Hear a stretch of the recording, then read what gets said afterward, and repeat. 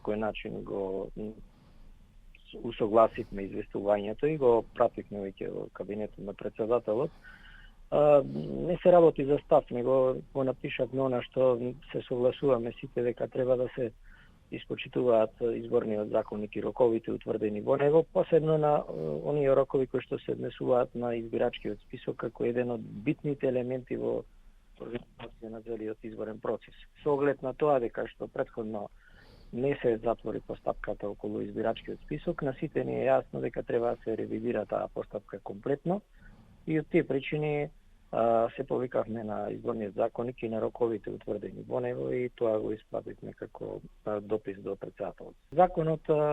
определува рокови, пример од денот на распишување на изборите,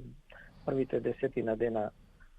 се потребни да се добие списокот, да се декриптира, да се испрати на методолошка обработка во Државен завод за статистика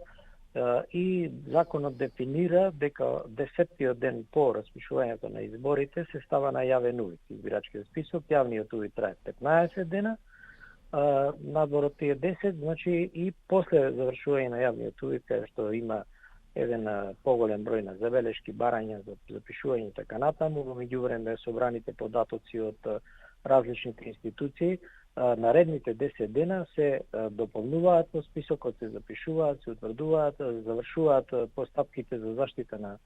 правото на избирачите да бидат на списокот, односно да можат да гласаат и после тоа се завршува целата постапка. Кампањата е плюс од овие денови, можеме ние да направиме напор нешто да се совпадне, меѓутоа не премногу.